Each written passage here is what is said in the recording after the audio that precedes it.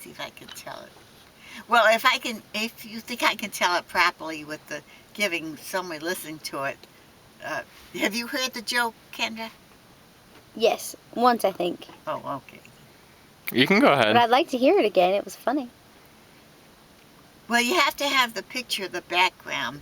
You have to have Sunday dinner with my father, who was very uh, strict about joke telling and really not a person who laughed very easily. And there's my father is retired at the time, and he never really retired. He's always when he was invited to Sunday dinner, he would come in a three-piece suit. That was his way of life.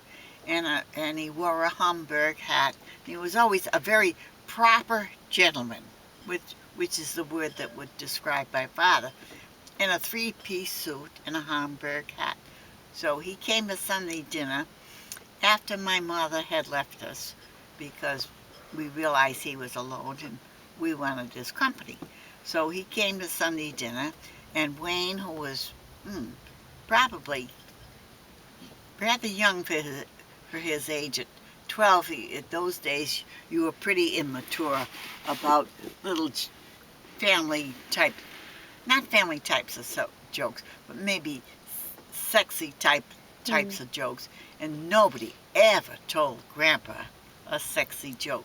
So we were having Sunday dinner in the living room, and Grandpa, who got a little warm in his three-piece suit, so he took off his jacket and his vest, and he was there in his white starch shirt, long sleeve. And we were trying to keep Grandpa, cheer him up a little bit because he'd lost Grandma about a month ago, and he wasn't very happy. So he drove over in his Cadillac car, which he had bought before he realized he was going to lose Grandpa, and he had this nice Cadillac car, and about every 2 years he traded one in and got a new Cadillac car. So that kind of made Wayne thought a bit about Grandpa driving up in a Cadillac car. So he said, Grandpa, did you hear about the fellow who got a new Cadillac convertible? And Grandpa said, no, why? And Wayne said, well, would you like to hear? And Grandpa, oh, sure, yeah, we'd like to hear. So Wayne said this young fellow got a new Cadillac and convertible, and he went out for a ride, and he was all by himself, so he decided he needed company.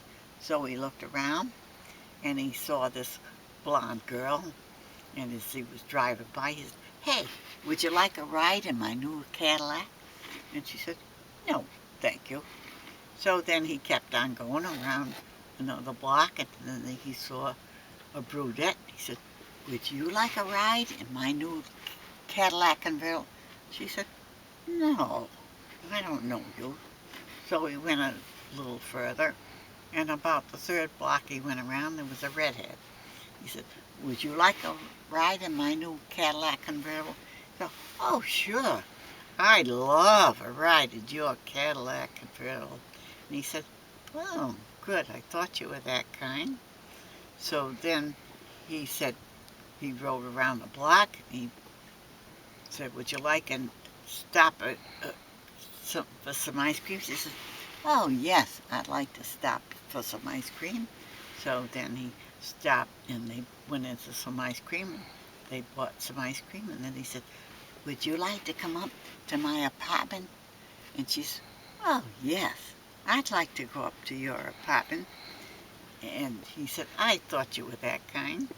So then he said to Grandpa, would you like to hear the rest of the story? And Grandpa, who was looking at Wayne's mother, who was getting a little bit nervous about this type of joke, you don't tell that type of Grandpa. And Grandpa had a little twinkle in his eye.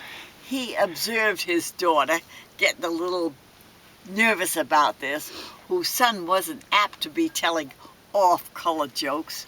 So the son said, "Grandpa, would you like to hear the rest of this joke?"